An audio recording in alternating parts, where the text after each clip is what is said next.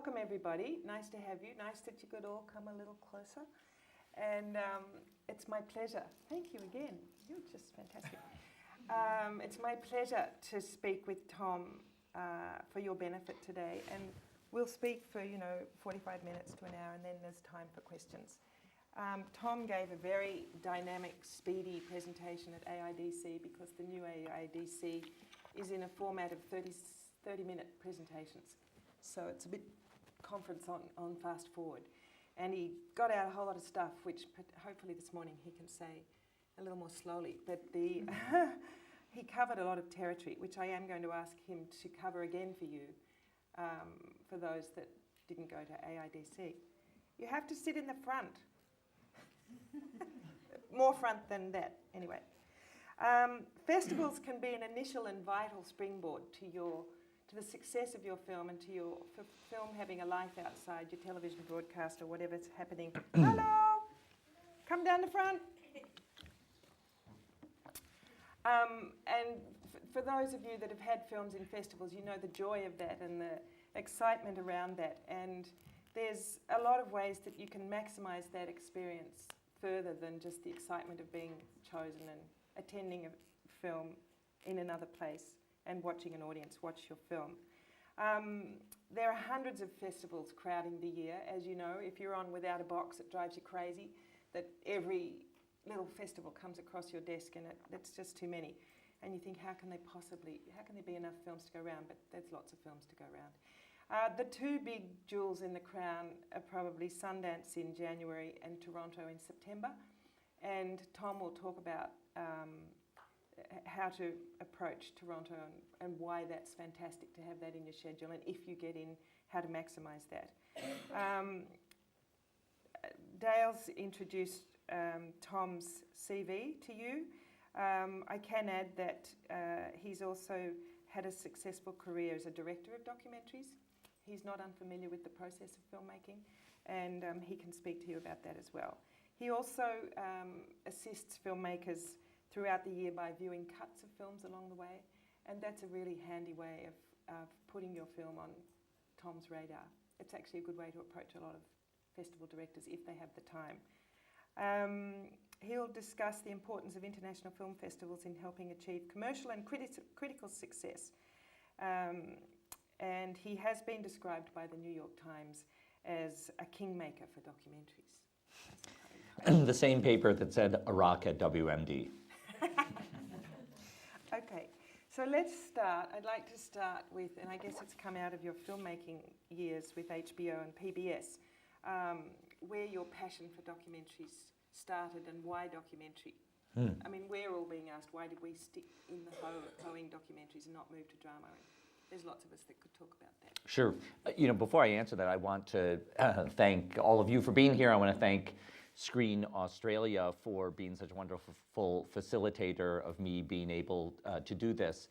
In a position like the Toronto International Film Festival, we tried to cover the whole globe of filmmaking, and it really makes a difference when you've got a powerful national body that is active and friendly and a delight to deal with. So I can tell you as an outsider, and someone who has to deal with many of these, some of them more efficient than others, that with Screen Australia you really have a really terrific organization, and I've always enjoyed the people that I've interacted with there.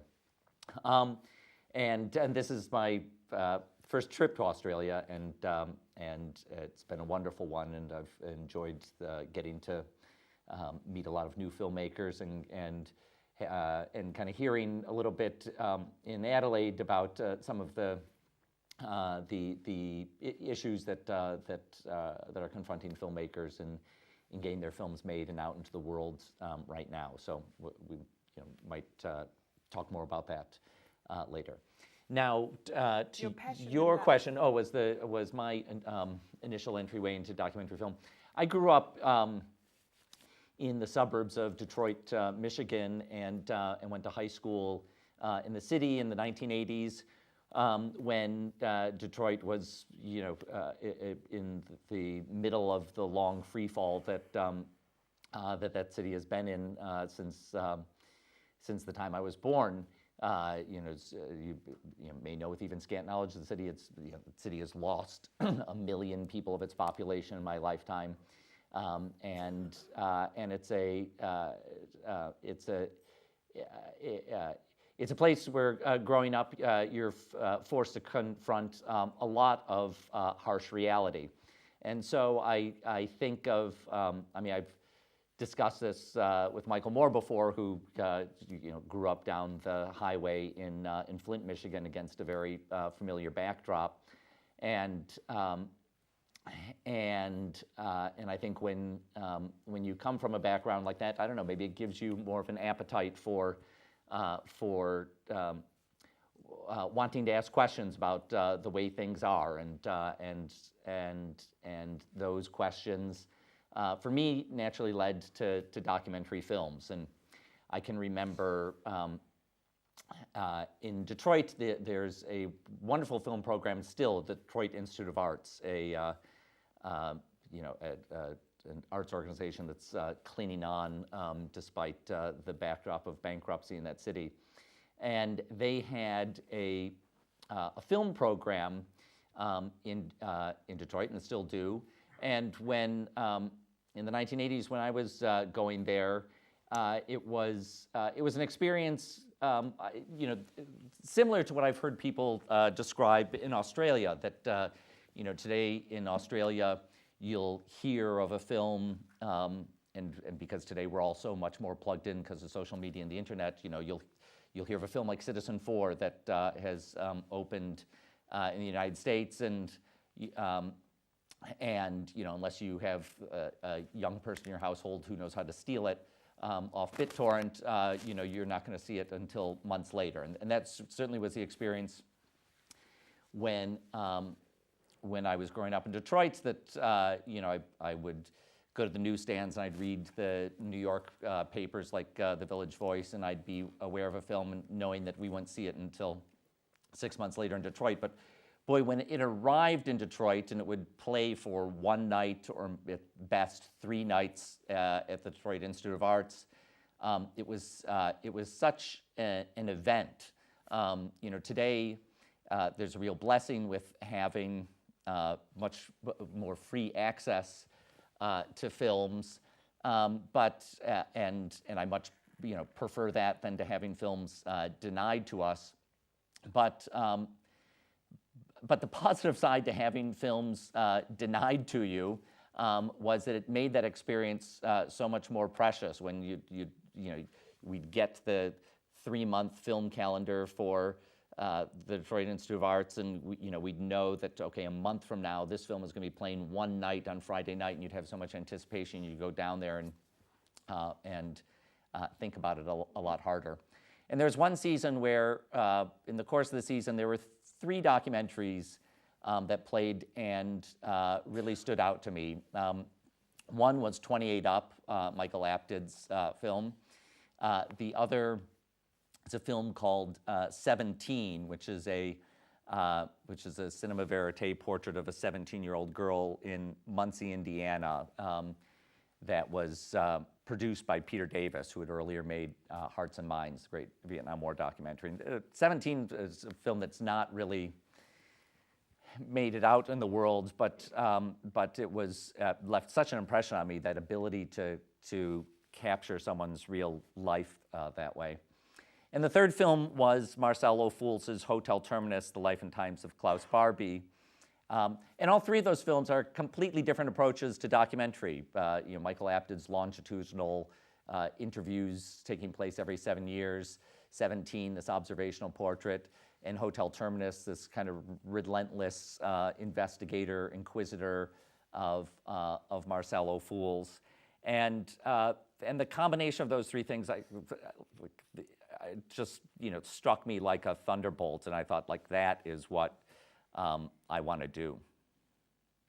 So that's a long-winded answer. And you did. So then how did you transition into, programming festivals? How did that happen? I spent... Why did that happen? Yeah, I spent 10 years making documentaries in New York City, and you know, and in the course of those 10 years, you know, confronted every hardship that that any documentary maker goes through. You know, starting projects, you know, investing a lot of emotion and energy and resources into them, you know, only to kind of realize after 3 months or 6 months that this isn't actually going to coalesce into a film, and, you know, having to set it aside and just like, you know, kind of feeling bad about the, you know, promises you had made to people, the promises you had made to yourself, you know, going long stretches, you know, being under financial pressure. And, you know, at the end of 10 years, I started to kind of question for myself, what was the most satisfying? What was the most satisfying part of it for me? And you know, but the films I was making were all for television, and I remember Richard Leacock, the great documentary pioneer in the 1960s, describing having a film air on television. He said it was like dropping a pebble down the well and never hearing it splash.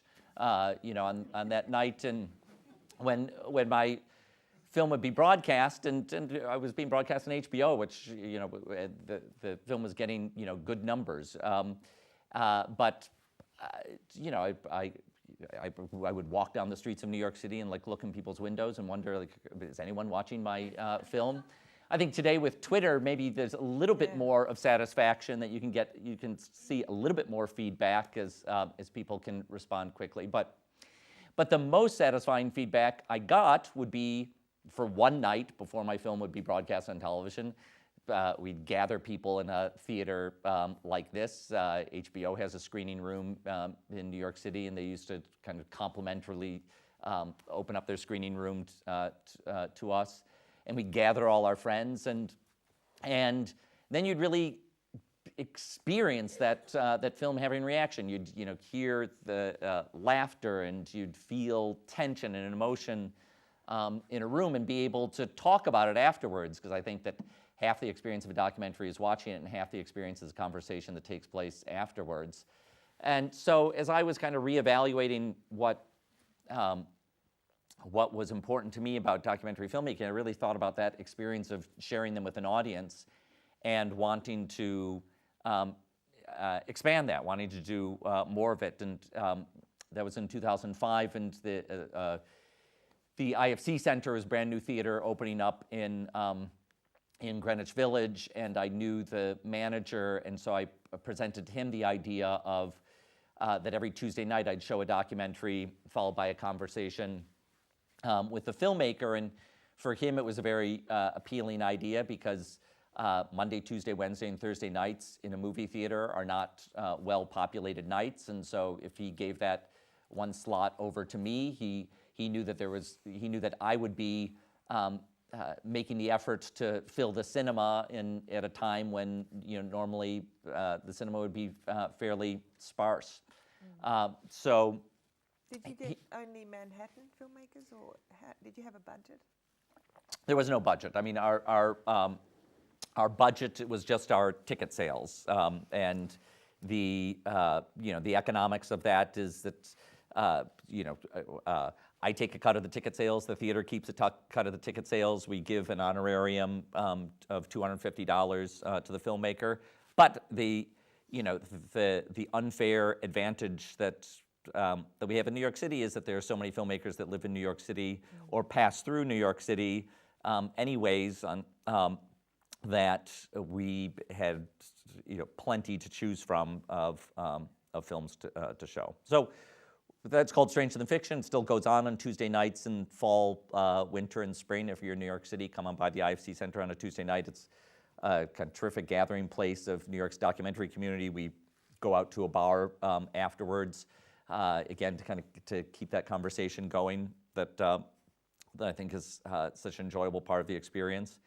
And out of doing that, I got hired by the Toronto Film Festival the next year in 2006, and then I've been there for 10 years, doing Stranger Than Fiction for 10 years. And at some point after Stranger Than Fiction been running for about 5 years, the IFC Center said to my wife, who runs it with me, and I, would you like to start a film festival? So 6 years ago, we started the Doc NYC Festival that takes place in November. It's an 8-day festival. It's quickly grown to become the largest documentary festival in New York City. And again, we have this unfair advantage in New York City that there is a tremendous amount of documentary film world decision makers right there in New York City. So it's not that they have to fly to IDFA or fly to Hot Docs. They can, just take a subway ride to the IFC Center. Yeah, that's great. So you started working with Toronto. I have had a film screen in Toronto at a time in my career where I don't think I'd had a film I had actually had a film in foreign festivals, but I hadn't attended the festivals. And I produced a film called Eternity with Lawrence Johnston, and it was invited to Toronto. And I don't know if it was the North American premiere, I can't remember, because it did screen at Telluride, and I don't know which comes first. Telluride happens a week before Toronto. Oh, well, that's what happened to us. And we got in, and this is another thing that I hadn't put on my list to talk about, but when you have a champion who helps your film rise to the surface and get attention. The late Jan Sharp was a champion for Eternity. She'd seen it somewhere. I don't even remember her seeing it, but she talked to Tom Luddy, and we were invited to Telluride along with Muriel's Wedding. And I was completely clueless about how to conduct ourselves there. And I remember making friends with one of the Peter, Paul and Marys. It was Paul or Peter, the one that wasn't the pedophile. And anyway, he was a buddy and told me what to do. And the Muriel's Wedding people were helpful. And it was a tiny festival. But that actually threw the limelight on that film. And we then must have gone on to Toronto. And in Toronto, again, I didn't really know how to manage such a, I had the film in celluloid in a can and off we went. But I didn't really know how to do it. And someone told me, I think the filmmakers of Head On, is that Anna Kokonos? They told me what to do. But, that was a first for me, and I was a baby. So it was fantastic. And as soon as you get into those big ones, you go everywhere. And then Roger Ebert wrote up a review, and that kind of spread the virus, really. It was fantastic. Other Australian films that have cracked the big one are Lawrence's film Night, after that. Scott Hicks's Glass, A Portrait of Philip. Not Quite Hollywood. And Yes, Madam Sir. Do people remember that film? Yeah, that's a great film. Stolen, Mother of Rock, the Lillian Roxon story. Machete Maidens Unleashed, The Tall Man in 2011, 2012 Storm Surface 3D, and Electric Boogaloo, The Wild Untold Story of Canon Films. And Red Obsession. And which? Red Obsession. Oh, great. There you go. I think Red Obsession played Hot Docs. Yeah, no, anyway, it doesn't matter. Okay. Okay, good. I'm glad it got to Canada. So there's a list. It's not a whole lot of films, but it's a lot. It's some one a year and two a year in 2008, and it just makes such a difference. So, Tom, if you would like to talk next about why Toronto is such a fabulous festival in the schedule. Yeah, I mean, and I think there's another set of questions that is interesting to talk about, which is, why are festivals and what can festivals in general do for your film? And if you get in one, how do you use that to your best advantage? So the Toronto Festival, in particular, we show, something like 270 feature-length films. We get about 500 feature documentary submissions from around the world. Is it only feature? Pardon me? Is it only feature? No, actually, last year we began showing international short films too. I don't look after those, and it's kind of new thing, but it's a terrific new thing that we're doing now.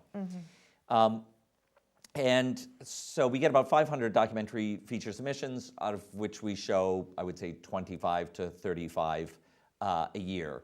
There are, each festival operates in a different way. The Sundance Film Festival, for instance, is a group of programmers who make decisions together. They're all watching the films, and they're all kind of voting together, making a collective decision on what to show. Toronto is more a set of individual programmers. There's roughly 18 of us, and we each have our different specialties. So most of the programmers have regional specialties, a Latin American programmer and an Asian programmer. Then some of us have genre specialties. Colin Geddes is the midnight programmer. In fact, Colin brought in the film Electric Boogaloo and Machete Maidens, because those were films that fit into his midnight program. Andrea Picard is the programmer of our wavelength section of films that are more avant-garde, experimental, and then I oversee documentaries, and each of us are kind of taking individualistic curator positions over those sections. Of course, we talk to each other and bounce ideas off each other and get fed recommendations.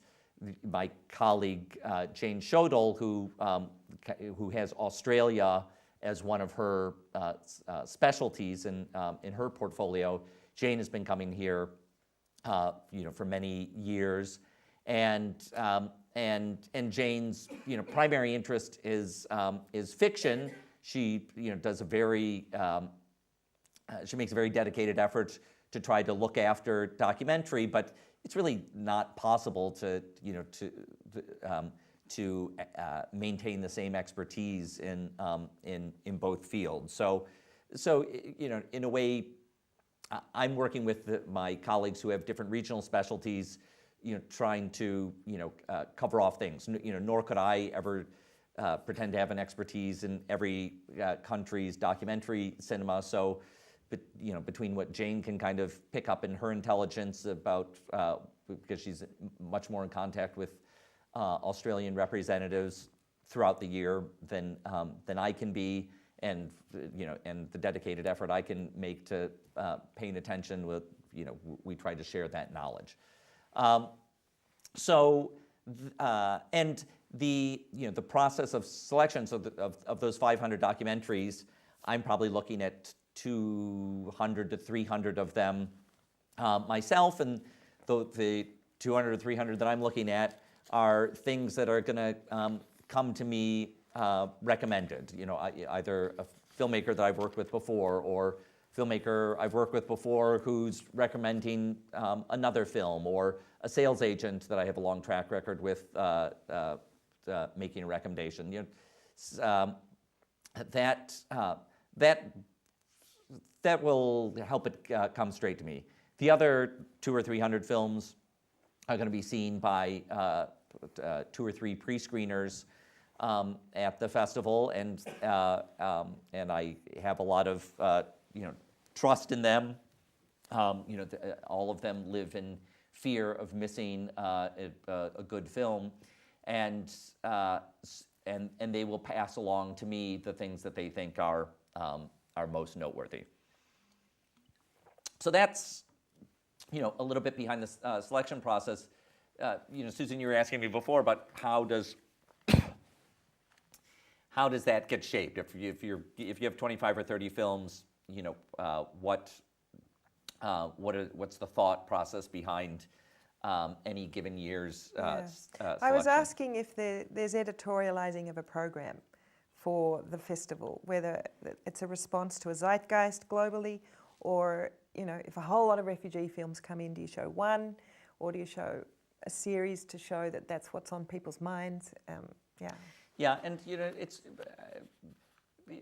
in a showcase like Toronto, it's not it's not that easy to be that proactive about it, because you're really responding to what's happening in cinema that year. And if the 20 or 30 films that I'm putting together, I'm trying to have some kind of balance. There's all in Toronto, we're always going to have a strong representation of veteran filmmakers, and sometimes that is the toughest thing,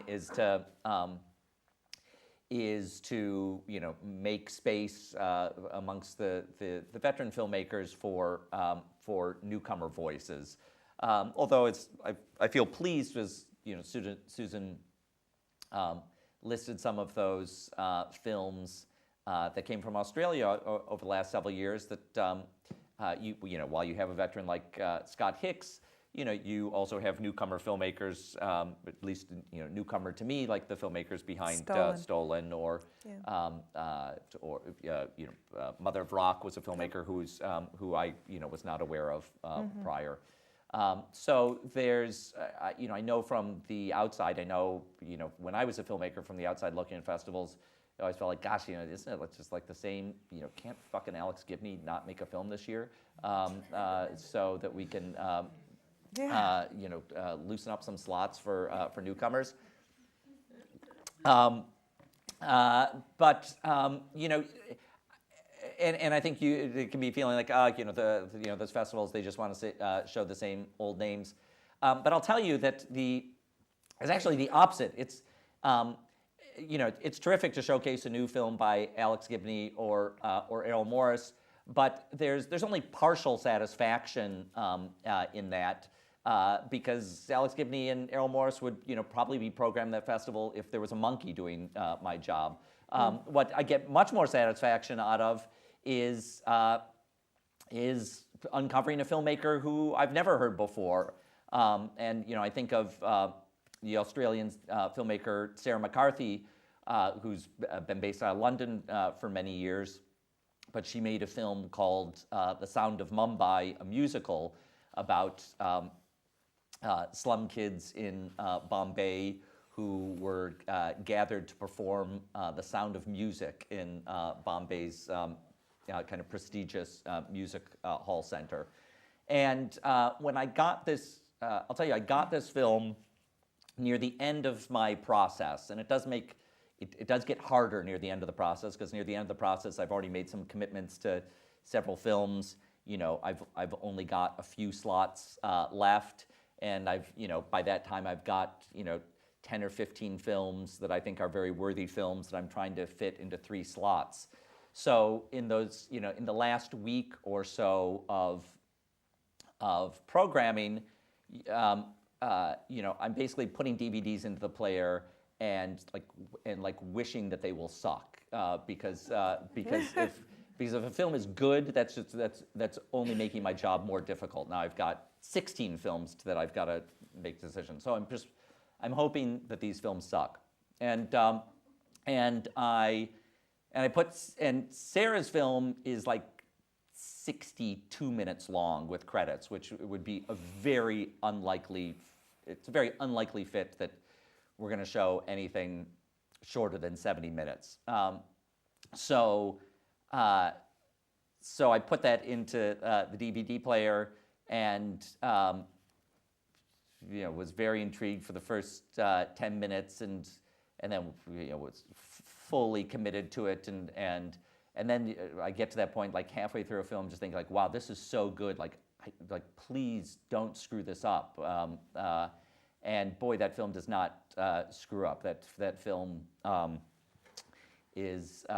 delivers such an emotional punch that I can get choked up just thinking about it. And I've seen it many times. I've shown it in New York and Miami and other festivals.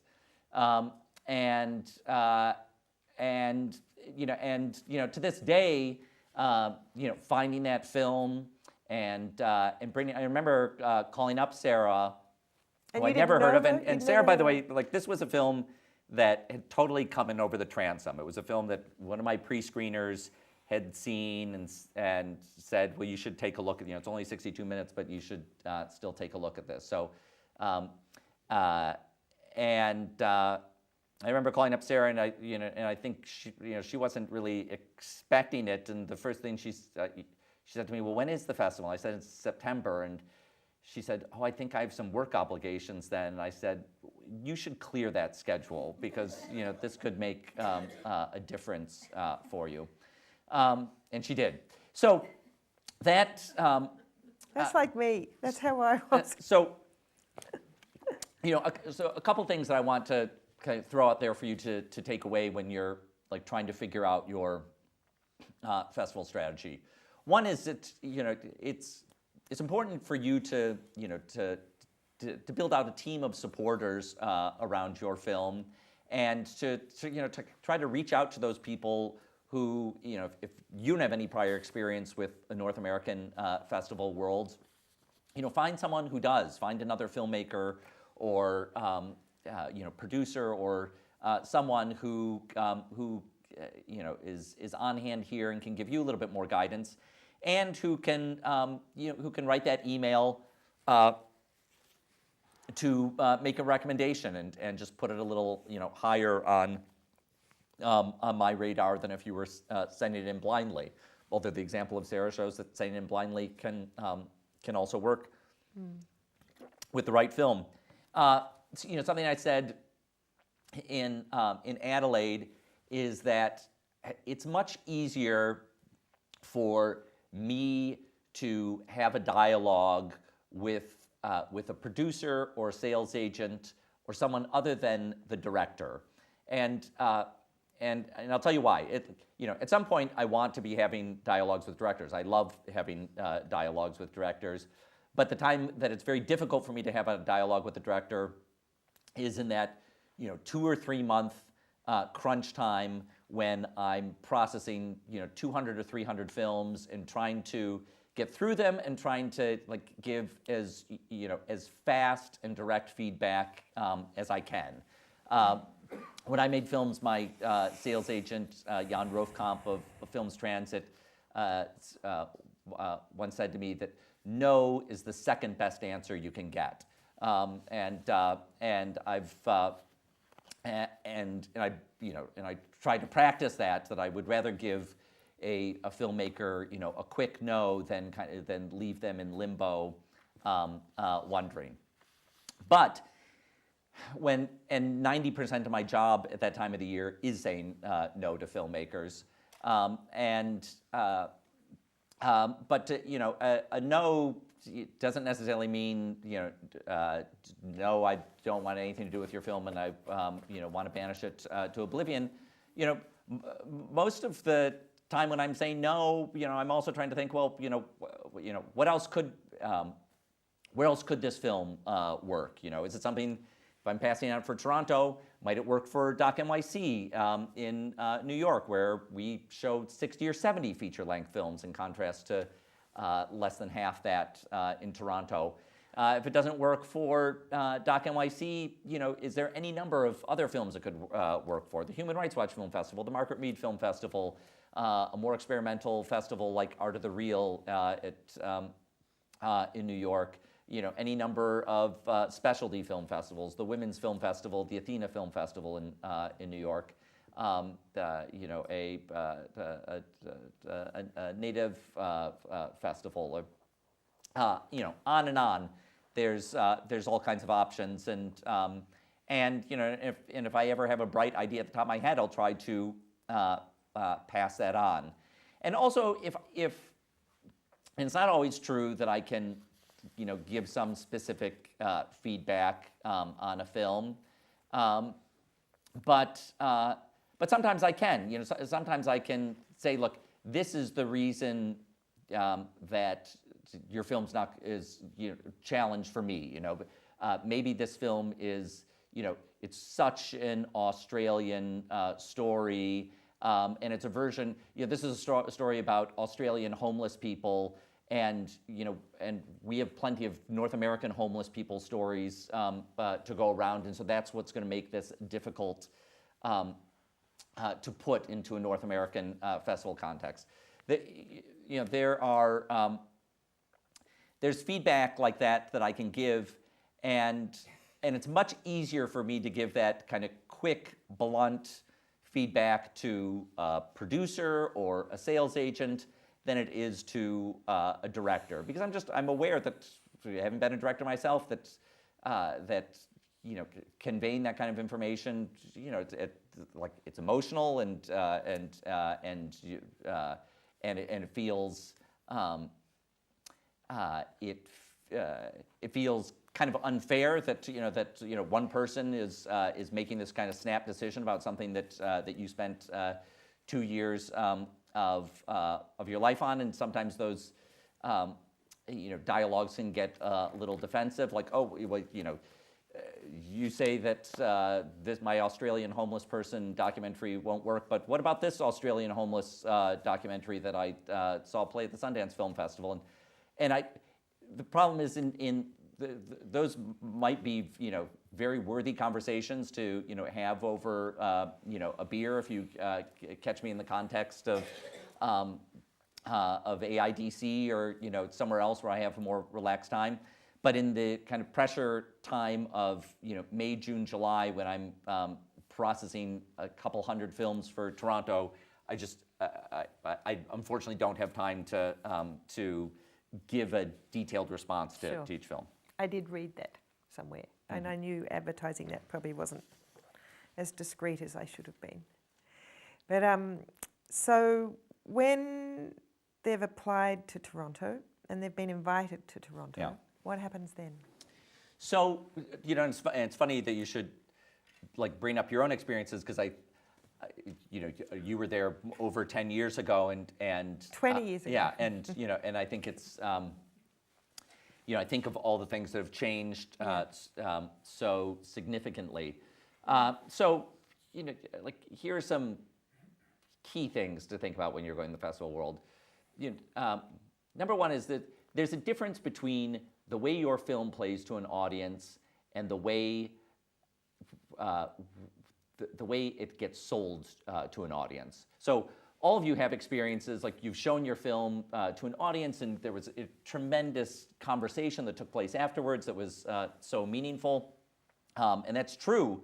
But at a festival level, first we have to get people inside the theater before that conversation can take place, and that's an entirely different thing. The tools that you need to quickly pull people into a theater, those tools are a good 2 sentences to describe this thing, and an image. I cannot. I'm sure I'm not the first person who's stressed this, but I kind of can't stress it enough. And for all the times I've heard it said and said it myself, I'm still dumbstruck every year when I'm putting together the Doc NYC Film Festival, and I look at our lineup, and you can go on to docnyc.net and look at the lineup of films from last year and scroll through those images, and there's one sucky image after another. Just ask yourself, which of these films do I really want to pay $17 to see, paying a premium price at a film festival to see. So I don't know if it's apocryphal or not, but I've heard it said that Errol Morris, before he makes a film, he designs the poster for the film that he wants to make. And I think that there is some wisdom in that, in trying to imagine what is the imagery that really is going to be the first thing that anyone encounters for your film, whether it's on a film festival website or attached to the newspaper review or on the iTunes site. This is just a vital thing that can't be overstressed, is finding a good image for your film. And now today, I'm just going to jump in there to the changing times. Like in the budgets of the past, there used to be line items for publicists, for a photographer, for marketing materials, and it was valuable. Like that was in there, and nobody tried to cut it out. And now in your budgets, they're the first things to go. And then your music budget, and then. But you know what? Look, and I know that we can take our own. I'm not defending bad pictures, because I love. Take a good picture. I love good master. The master still for the film. I'm in complete agreement. Yeah. But the emphasis on that is it's almost forgotten. Yeah. I mean, the publicist, like, gone, you know.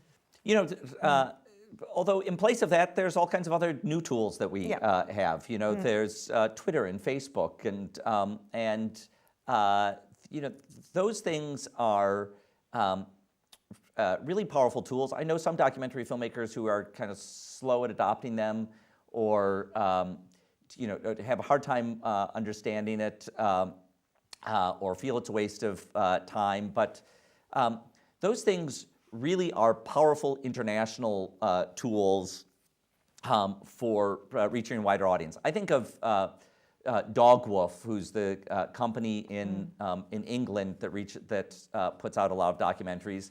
And Dogwoof has such a significant presence on Twitter that I sometimes feel I'm getting more messages about a film that they're releasing to a UK market sitting in New York City than I'm getting from the US based distributor of those same films. If you go, you know, as a further resource from this talk, I would point you towards our Stranger Than Fiction website, where the URL is STF docs, kind of a lousy URL, hard to say out loud, but S is in stranger, T is in then, F is in fiction, docs.com. And in the right-hand column, if you scroll down a little bit, you'll see tips of 10 of our most popular blog posts from years gone by. And one of them is a top 10 Twitter tips. Then there's an excellent article that's crowdsourced last year of 30 different filmmakers feeding into it, called Distribution Advice for 2014, which I should really change the title because it's an evergreen piece. And on Stranger Than Fiction website, every Monday we publish a post called the Monday Memo that's put together by our colleague Jordan Smith, who does an extraordinary job of kind of culling the week's news in documentary films, news about releases, interviews with filmmakers, industry news. I read that every week, and I'm constantly coming across new things. So taking a look at the Monday Memo every week is a great resource. But to kind of come back to the main thread from that tangent, you know, so you've gotten into a film festival. You know, what do you do? You know, I think there are three key questions to ask the minute you get that call that says, "Hey, we like your film. We'd like to bring you to the festival." You know, after thanking them for their interest, but a little bit, you know, just before saying yes, in that, you know, small moment where you have a little bit of leverage because they want you, you should ask some questions. And the the questions you should ask is, number one, does your festival have a competition? And you know, do you see my film being in that competition? If it does, I say this because you know, for festivals that do have competitions, often the competition section is the area that gets the most attention, and sometimes comes with some kind of prize. So you'd like to be in it if it's an option. And you know, and maybe the answer is no. You know, we don't see you in that competition. It's not a reason to say no to that film festival, but you'd like to know that up front, rather than saying yes, I'll be in your film festival, and finding out, you know, a few weeks later that, you know, it's not exactly what you thought it was going to be. Second question to ask is, where and when do you see programming this film? You know, there are slots available on a Friday night or a Saturday night, which is prime time going, and there are film festival slots that take place on a Monday morning, where you'd, you know, probably rather not be. You know, and it's good to know going in, you know, before you're, you know, packing your bags and making a trip overseas. only to find that you're playing on Monday morning at. Tom, at that point, yeah. is the schedule locked? No, You I know, mean, if at we that get point, a call, yes, we'd at love that point, you to come. you know, and we say, are we on Monday mornings or are we on a Friday no, night? the answer you're going to get is, well, we don't know yet. Of course. But the important thing is that that as a festival programmer, like, I know you're paying attention, because the people who are going to get programmed on Monday morning are the people who we feel like, well, they haven't expressed any interest. They're just glad to be there. Exactly. So. Okay. Someone has to be there, so the people who aren't expressing that they don't want to be there are the people who are going to wind up on Monday morning. Can I ask if TIFF has an educational program where Monday morning might actually be a better slot? Look, there's all kinds of exceptions to this. I mean,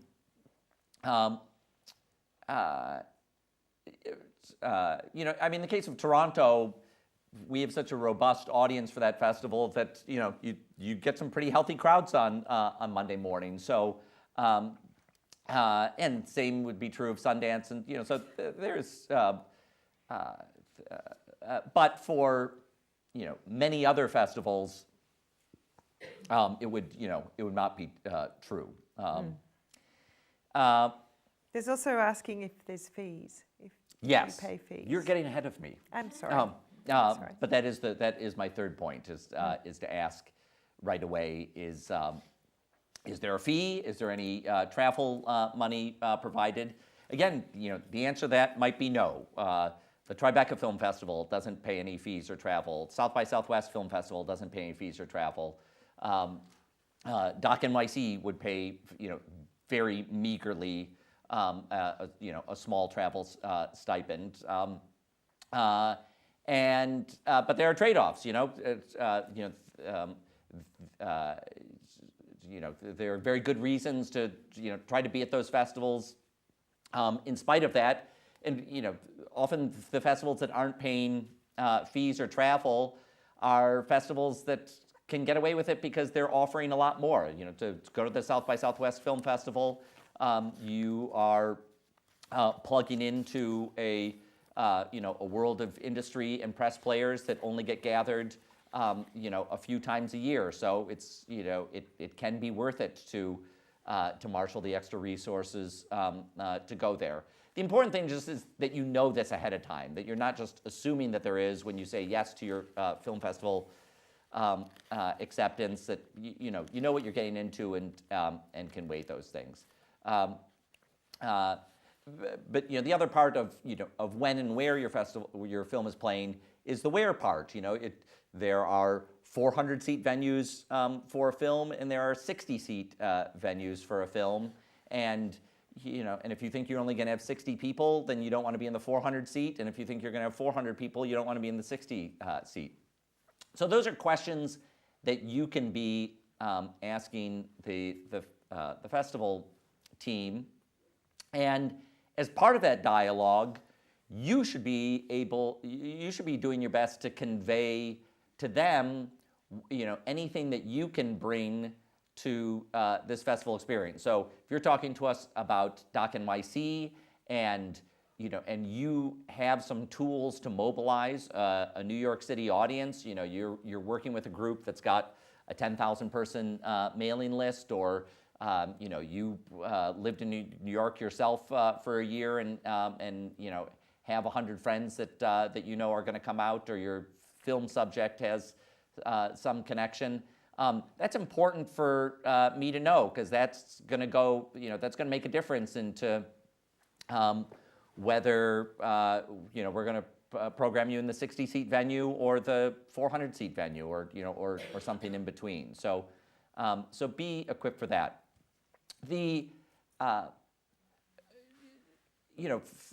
I think a big question for you to ask yourself is, what does it mean for you and your career to be in the North American marketplace? There are some of you that may be very well ensconced in in an Australian marketplace, and and maybe you're making films that really speak strongly to an Australian audience about Australian issues, and you've got a good relationship with Australian broadcasters or other supporters, and that's a great career, and what's that? I don't think it exists. Doesn't exist? Okay, well, I was projecting. So, to your point, then, probably most of you, it is going to be meaningful to be speaking to international audiences, and to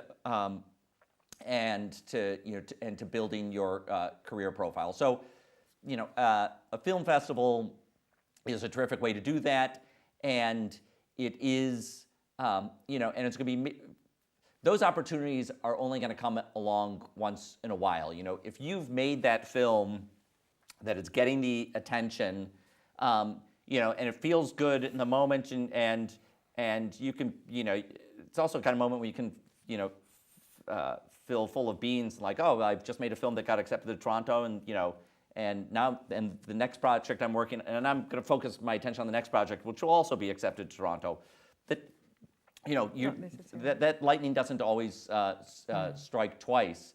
So when you've got that project that's gaining some momentum, it is worthwhile to try to put other things on pause and focus your attention and make the most of that moment. Try to travel with your film and use the unique opportunities of being in those festival environments to make connections that are going to be meaningful, for the rest of your career.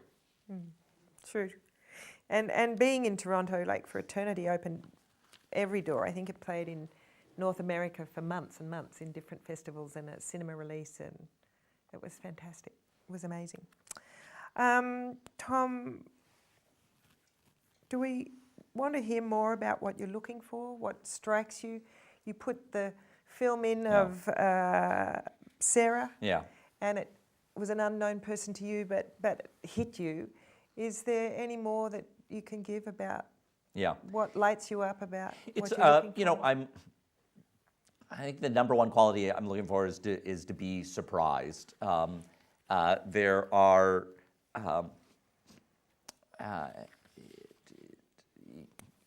there are clusters of films being made about different topics. I've seen several films made about plastics and the danger of plastics in the world, and it's an important topic. But I haven't really seen one yet that really kind of caught me by surprise or opened up that story in a way that felt fresh to me. So, surprise can be a surprising character, a surprising way it's told. But that's a number one quality. Something that's very tricky with a feature length documentary film, something that's 70 to 90 minutes long, is that there's enough story there that sustains that amount of time. There's quite a few films I watch that are about an important topic, and in the first 10 minutes I've really learned something, but then I kind of stop learning after that first 10 minutes. Then the next 80 minutes are just kind of resuscitation of what I've gathered in the first 10 minutes. Doesn't make it unvaluable in different contexts, but for a context of Toronto, I need more than that. In the context of Toronto, film goers are they've just come from watching 12 Years a Slave or Gravity, and now they're coming in to watch this documentary. So it's a unique context to be watching films, and that film better hold an audience's attention in its cinematic approach, and it's partly that can mean visually, but not only. The Sound of Mumbai that I mentioned before is a kind of rather scrappy-looking documentary, but it has incredibly charismatic characters, and it's got real things at stake and suspense and emotion that glows off the screen, and those are cinematic qualities that need to hold their own against the best of what world cinema is doing. Can you just remind us how many you take each year? 25 to 35, 35. Okay. documentaries. So you've got to get in there with a good cinematic, strong narrative, fabulous character. Let's open up to questions. Just that. Yeah. Just that. Yeah? Okay.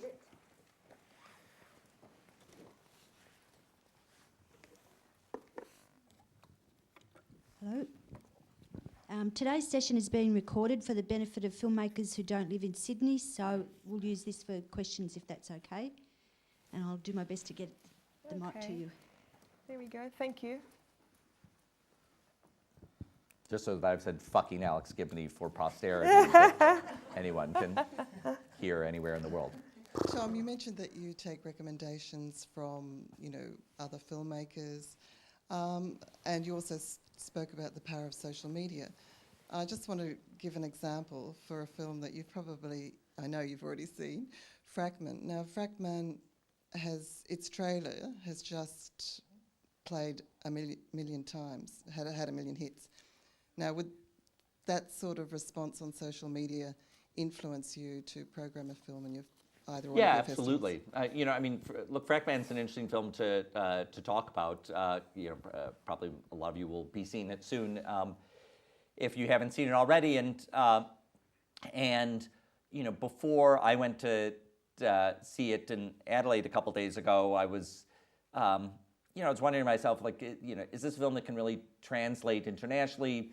Particularly in North America, we've had Gasland, which it's a pretty high impact film there, and is a North American audience going to want to see a similar story set in Australia? Is that going to be meaningful to them? And when I saw the film, I think that it I can't say for sure, but I think it does have potential. I mean, that film is satisfying in having a really strong character and being absolutely maddening and having real things at stake, and I think this is a good example. What I was trying to say before is being in that theater watching it, boy, you saw a heated conversation break out, and partly that heated conversation is because it's taking place in Australia, but some of those things would translate to to any country where fracking is an issue. So it's a film that plays well inside an audience. How do you get an audience into the theater to see that film? If you bring that film to North America, what are the things you can say to people that are going to help them get over their reluctance of, well, I've already seen a fracking film before, I don't need to see this one. And I think the trailer, which is out there, is is a good tool, because you can kind of gather from that trailer that this film, has liveliness and comedy and some adventurous aspects to it. The first time I saw that trailer, and I was trying to imagine it in a North American context, there's those absolutely eye-grabbing scenes of lighting water on fire. And I wondered to myself if that, in a North American context, might actually be a disadvantage, because with Gasland several years ago, its signature image was lighting water on fire, and I, been asking myself, is that an image that a North American audience will see and say, oh, well, I've seen that film already? I'm not sure. I thought that the first time I watched the trailer, and then I watched the trailer again the other day, and lessened those thoughts. So, look, I think that that film seems poised to do really well here, and if it if I hadn't heard about it this week and it was coming to my attention in May, and and the way it was being, positioned to me is that this film, generated all kinds of conversation in Australia and, broke records for, crowdsourced screenings in Australia. That would, pique my interest for sure.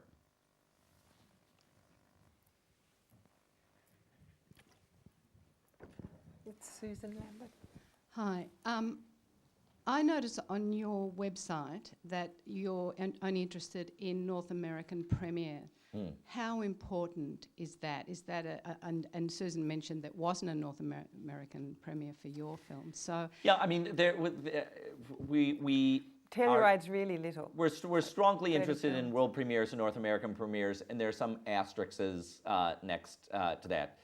Telluride has a kind of historical sort of grandfather clause almost, because it's always taken place a week before Toronto. It does something kind of very different than Toronto. And it's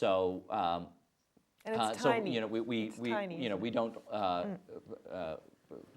we don't hold that against a film, and there are there are other things that I can make exceptions to, but in general, it's a disadvantage to be coming to me if your film has played somewhere else, and it's just, I will never play a film that's played at the Tribeca Film Festival, for instance. It's kind of in our backyard, and quite frankly, if your film is played at the Tribeca Film Festival, then it's gotten a nice shot at the spotlight, and the precious slots I have to give, I want to give that to someone who hasn't had a shot at the spotlight. What about a smaller regional festival? If it comes Like to it's played at the Cleveland Film Festival or right. I mean, that's a disadvantage. I mean, the reason that Toronto and Sundance and festivals kind of known for their for showcasing lots of world premieres and North American premieres is they bring together press and industry who spend a lot of resources and money to be there with the expectation that they're going to be seeing world premieres and North American premieres. So we're kind of devaluing our festival if they could have seen these somewhere else. So that's where that emphasis comes from, partly. And Janet? can I just mention with Telluride, last year you did tighten up a bit with Telluride, so you're less kindly to screening Telluride first. There is an insane depth of reportage from last year about the guidelines between Telluride and Toronto. I mean, the bottom line is Toronto will play films that have played at Telluride. Last year we made an adjustment to how we played those films. If something played at Telluride, then we shifted it back a little bit later at Toronto so that we could kind of keep our opening weekend reserved for films that were making their true North American or world premiere at Telluride. Also, for many years, up until last year, there was it was kind of treated as if Telluride didn't exist. So we would be announcing a film as a world premiere, even though it was going to play at Telluride. And back in the day when Susan's film was there, that was kind of fine because what happened at Telluride, no one really knew because it's up in the mountains. Today, in the age of social media, everyone knows the minute of, anyone who cares to know, does know the minute a film plays at Telluride, so we could no longer pretend like it didn't exist. So that was an adjustment that took place last year. Yeah, thanks, Tom. I've got a question about sales agents and the best time to attract, because it's a bit of a chicken and egg thing. You sort of, you're saying it's probably best that a film has a sales agent or distributor already attached, and yet More I a guess sales agent than a distributor. Yeah, But, if a sales distributor is along the ride, that's fine too. And in order to attract a reputable sales agent, in a way the film already needs to, well, it's good that it already has some profiles. So it's the issue of, is it best to, wait for a festival profile to attract a reputable sales agent or to already attract them? I mean, I think you should be beginning dialogues with sales agents. The minute you have enough material to represent that you've got something special. Sales agents are in the business of wanting to have films that are going to sell, that they're going to make commission on. So, they're as hungry to see things, as early as possible. I mean, the minute that the Toronto schedule is announced, every film, or the Sundance film schedule for that matter, that day, every significant sales agent and distributor has an assistant in their office who's calling up every single filmmaker and saying, "Oh, we're really interested in your film." And they're really interested in the film simply because they're trying to cover all their bases. They've just seen the list of films at Toronto. They don't know which of those 25 films have commercial potential or don't have commercial potential, but they want to make sure that they've covered them all off. And I often feel bad. I'll get calls from filmmakers the day after our list appears, and they'll say, "Oh, Sony Pictures Classics called. They're really interested in our film." And I have to break it to them that they've called everyone and have expressed that they're really interested in their film. They're doing their job. They're trying to cover the market as best they can. The moment that it's announced that you're in a festival, you're going to get more interest from sales agents, but it doesn't mean you should wait until that moment to begin that dialogue. You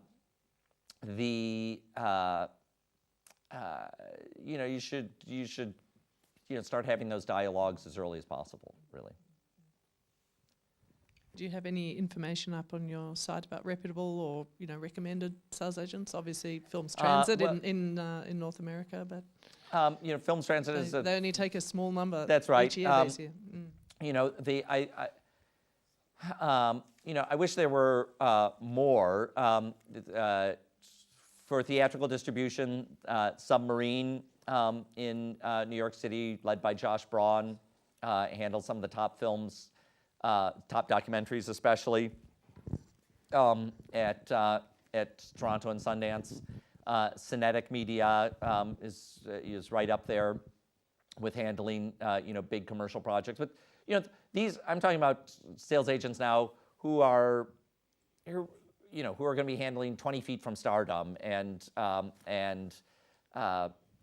Wolfpack, which was the grand prize winner at Sundance this year, and so, I mean, if you've got a film that has that much commercial potential, then you absolutely want to be with one of those sales agents. And if your film has that much commercial potential, they're absolutely going to want to have you in their catalog.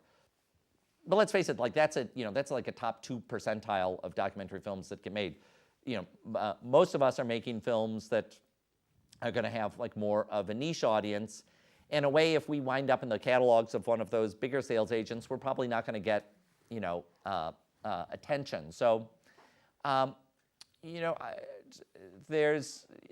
this industry is constantly changing and regenerating new people, and I think if you've got one of those films that is going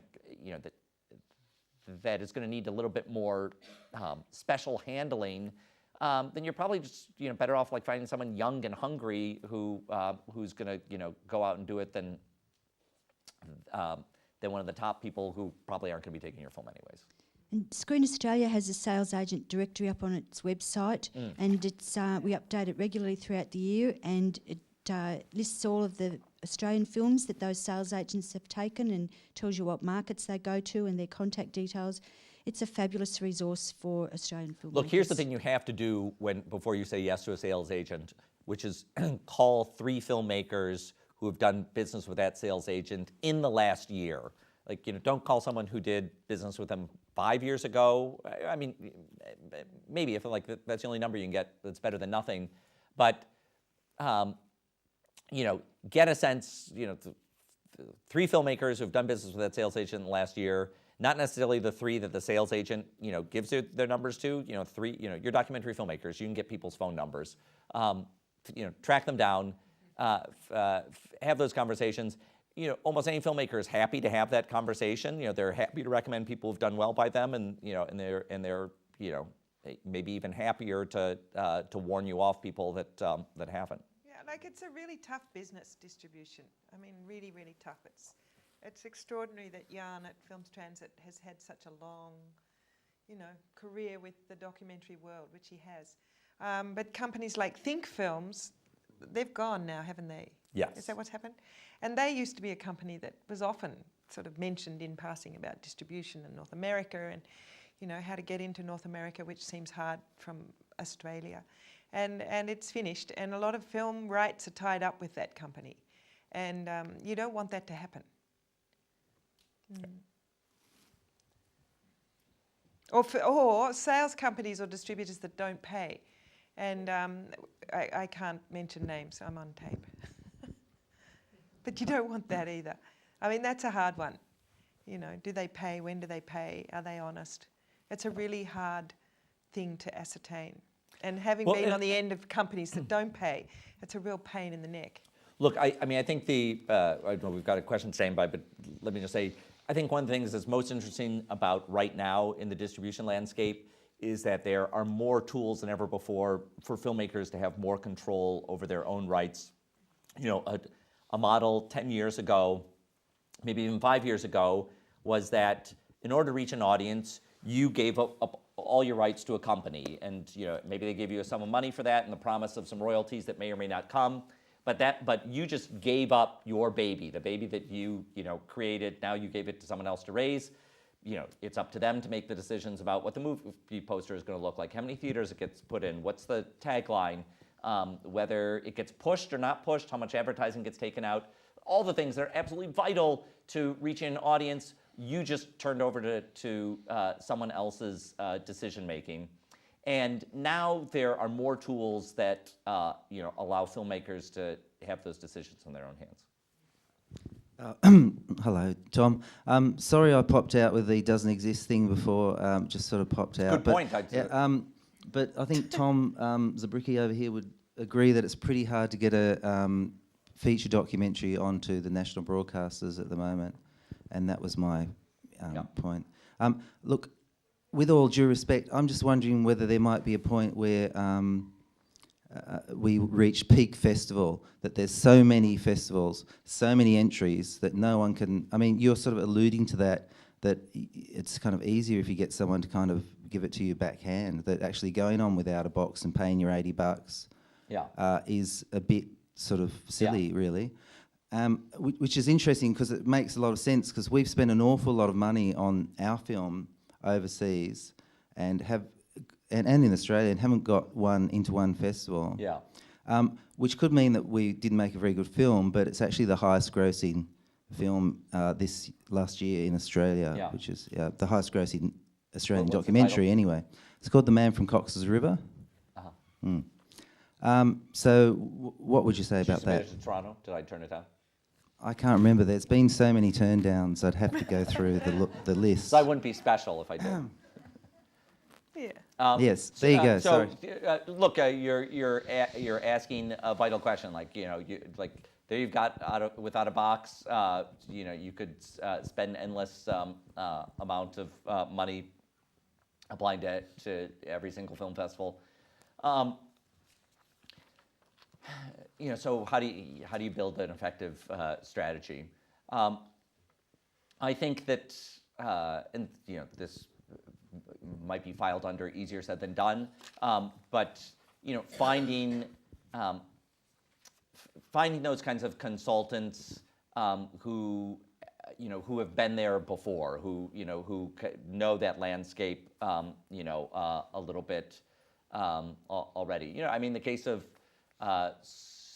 Stolen that we showed a few years ago by first-time filmmakers, very controversial film. That was a film that I think came recommended to me from Tom and Julia, and I think at the time that it was brought to my attention, it was already causing a shitstorm of controversy at one of the Australian festivals, Sydney or Melbourne, and that raised my interest that that a film was stirring it up that way. So if you if you're starting from scratch and you don't have, you haven't found that kind of, advocate who has seen your film and says, oh, I need, let me make a phone call to to a festival programmer I know in the States to let them know about this. Then, I mean, maybe right there, I mean, that could be telling right there that that you haven't found that person, because maybe, there are plenty of films that could be a highest grossing documentary in any given country that they're going to have a hard time translating overseas. I don't know your film, so I'm not being specific about your film at all, but that's a phenomenon that I'm well aware of. I get those kinds of examples all the time. That and sometimes a film that look, Frackman could turn out to be one of these films. I mean, Frackman is a film that I could see speaking very strongly to an Australian audience.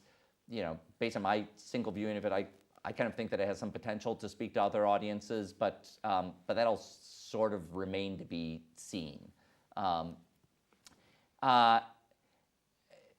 So how do you make how do you spend wisely on your festival submission fees? I think that you try to be targeted about it, and by the way, like, if your film is the highest grossing documentary in Australia, that's actually kind of grounds to write to a film festival and say, we do.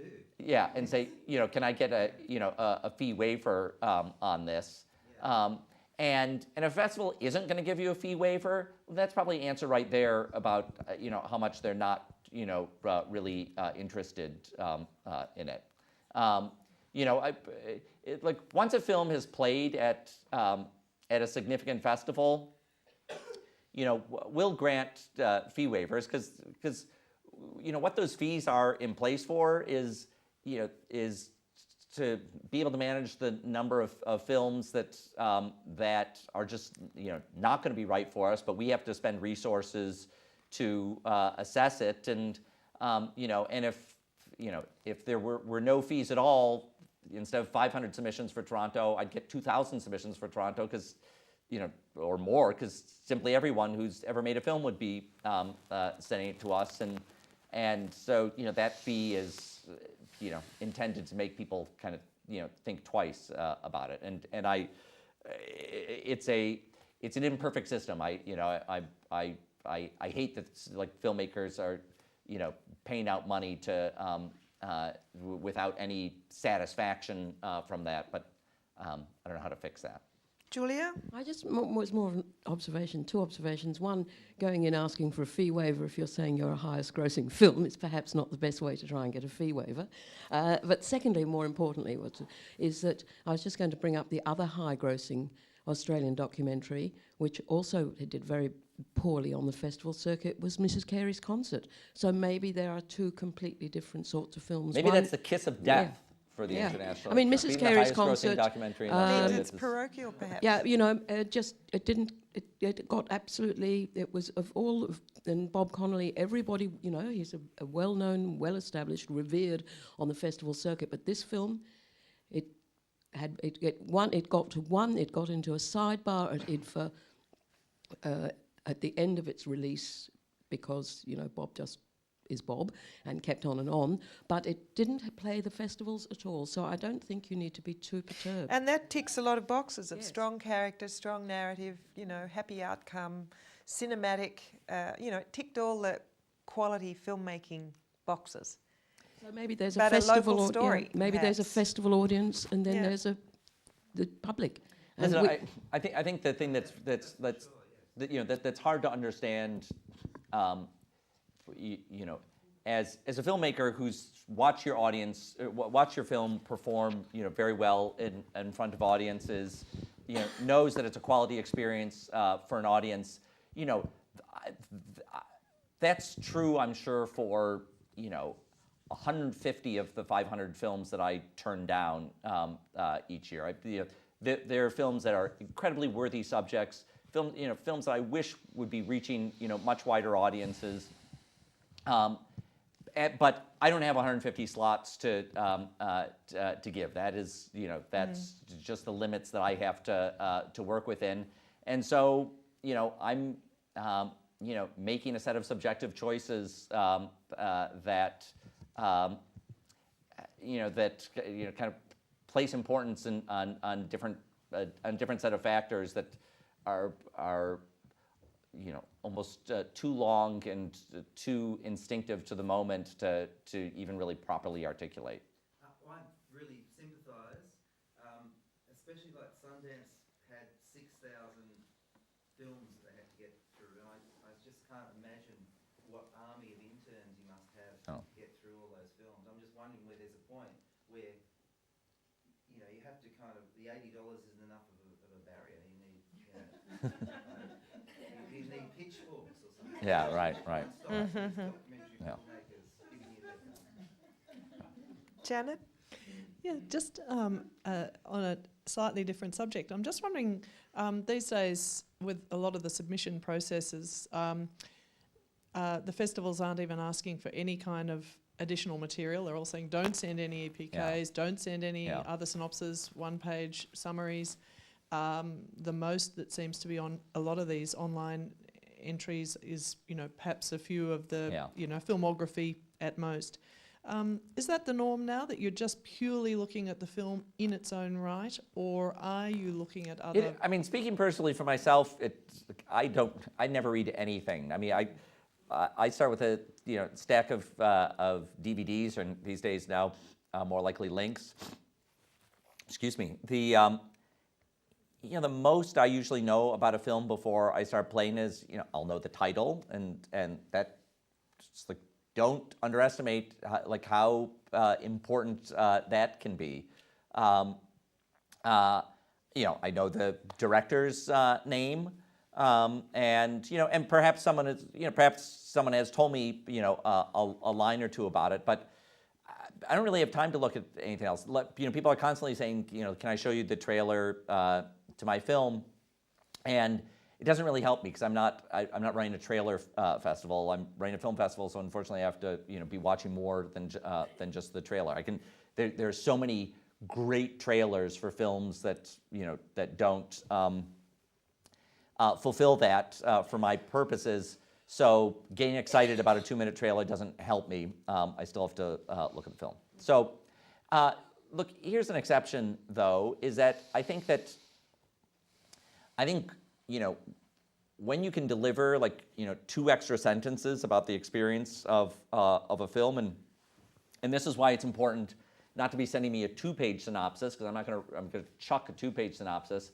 But 2 sentences are, more likely to kind of, get my attention. And so if, the 2 sentences say highest grossing documentary in Australia, or,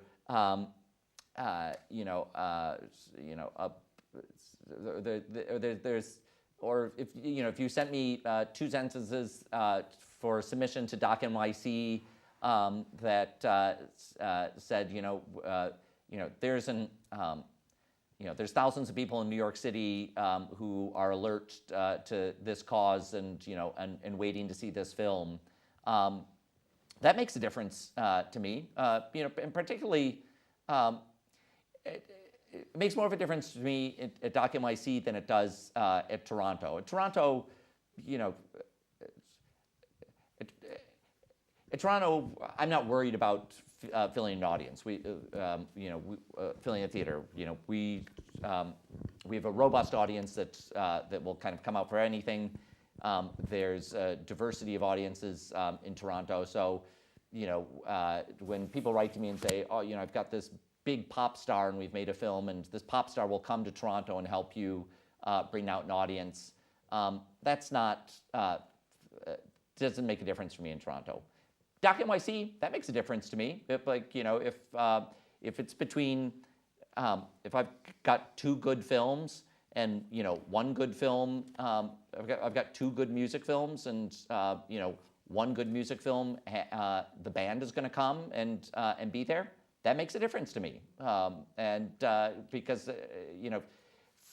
for me in those kinds of venues, it's not about choosing the films, it's also about choosing the audience and getting an audience to come into those films. So any extra tool I have to get an audience in the theater is meaningful. And you're saying in Toronto you'll get that audience? In anyway. Toronto I don't have to, This fills up. Yeah. Fills up.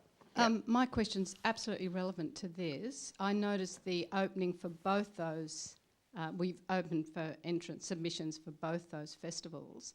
So you're curating both of them. How does that kind of work? Yeah, well, at Doc NYC, really the bulk of curating is now handled by the director of programming, Basil Sioikas. I oversee it, and I look at a certain number of the films, but Basil's kind of more in charge of that now. I mean, I think implicit in your question is how do I decide between what's a Toronto film or what's a Doc NYC film? I mean, there's Toronto is always going to get the biggest and strongest films first. They're going to have first pick of it. And for those kinds of films, when I can, I'll play them at Doc NYC afterwards. So last year, Errol Morris's film about the unknown known played at Toronto and then was opening night at Doc NYC.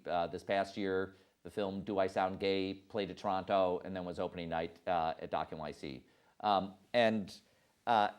What's wonderful about Doc NYC for me is, there's all kinds of films that I don't have space for in Toronto, and I've got more room to put them at Doc NYC. Any more questions? We're sort of about up on time. Just for those, most of you didn't go to Adelaide for the conference. This is a bit off topic but interesting. There was a lot of talk, and it's happening at other conferences around the world, about the serialisation of stories, and basically because of the phenomenal success of radio program, the Serial podcast. I don't know if any of you are podcasting away on that here. Friends of mine are and have told me, and I haven't listened to it yet. And you might sort of think back to the fabulous series, The Staircase. I remember going to IDFA years ago and just sitting at IDFA watching The Staircase. I don't think I saw much else. And it was so beautifully made and such an amazing story, and better than any HBO drama, and just the most amazing filmmaking. Would Toronto ever show something like that? Absolutely. A series, like you would run. I mean, I think what's happening, the new one in this lineage is called The Jinx, which just started showing on HBO 3 weeks ago by Andrew Jarecki, who previously made Capturing the Freedmans. And The Jinx is about this millionaire, Robert Durst, who was suspected of 3 murders, but somehow kind of eluded going to prison for long sentences for all of them. And so I think the third part of it just aired. At the Sundance Film Festival, they showed the first 2 episodes of The Jinx, and I think in most cases, when you saw The Staircase at IDFA, it had already aired on television, at least in the U.S. on the Sundance Channel. So, particularly for any series that is suspense-based, I don't think a TV station would let the Toronto Film Festival show all 6 episodes, because it would, in today's social media landscape, would give away the end. But we are absolutely interested in serialized content. I think, look, we've already talked about how hard it is just to fill up 90 minutes with enough twists and turns for a story. So filling up 6 hours with that many cliffhangers is even harder. But there are stories that are rich enough for that to happen, and it's absolutely part of the zeitgeist right now. Yep. What else is? You know, I think short film documentary making is there's a explosion of opportunity around that like there never was before because of all these digital platforms. You know, the New York Times website for the last couple of years has been running the series Op Docs that they do with independent filmmakers. And they've shown more than 100 short films in that context. The publisher Condé Nast, that's responsible for Vanity Fair and New Yorker and Vogue and other big publications, they're going deep into short filmmaking, including short documentary filmmaking. The Guardian as well. And that list can go on, and I think is going to only keep growing. So, look, a few years ago, the idea of making a short documentary film was considered just an absolute loss leader that you were doing to maybe kickstart your career, or because you just had to do it, and there wasn't really a thought to being able to make your money back on it. But now there is. I don't. It's not to say that anyone can build a career on short filmmaking, but at least you can be compensated for it. And I think most exciting is, for those of you working in long formats, is that a lot of these outlets, you can, take an excerpt of your film or like a reversioned 5 minutes of your film and put it out as a New York Times Op Docs and, get paid a little bit of money for that. And, also kind of, help gain more exposure, bring more attention to your film. So, it's another tool. I encourage you all to be thinking about when you're making a long-form documentary, there's so many different iterations now that you can turn that into. Susan talked about podcasting, which I have to say, just like in the last couple months, I've become a quick convert to. And, on the long plane ride here from Los Angeles, I was totally loaded up on podcasts to listen to, which was more compelling to me than than looking at movies or reading a book.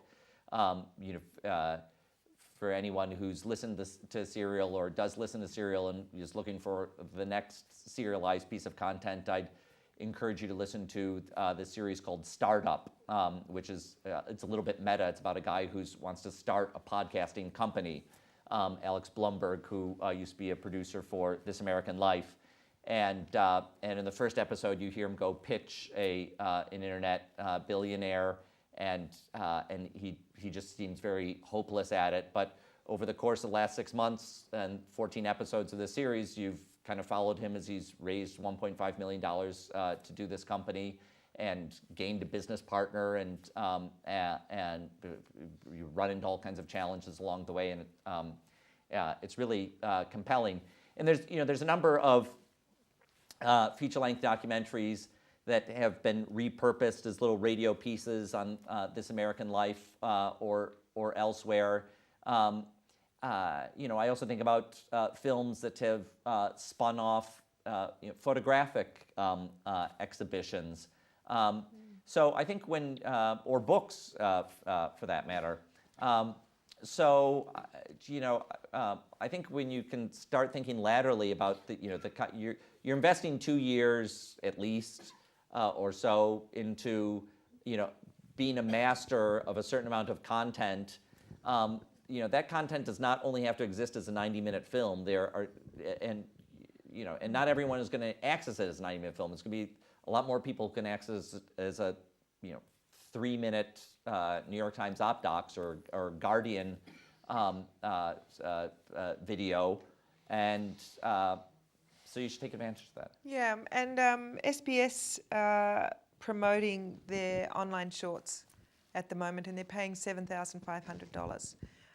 So it's worth having a look. They were pushing that at AIDC, and they showed quite a lot of examples. A lot of it was stills and text and music and voiceover, made in 3 or 4 So days. you can do better than that. You can do better than that, but also made in 3 or 4 days for $7,500. It's great if you can pull that off. But you can do a better job for a bit longer. But that's what they're paying. Yeah, I don't know how many they're going to take. They weren't. Maybe they even said that, but I can't recall. But there's a guy there who's the head of it over there in online at SBS. ABC didn't seem to. Marshall's head of it, but there's a guy who's running the online stuff. There's 2 of them actually. And the ABC haven't been talking about that, but they'll probably do something. Yeah, just a little opportunity. Yeah. So I think that might be it. So thank you so much for coming. Thank you very much for Yeah, listening to me. and thank you, Tom. Thank you so much.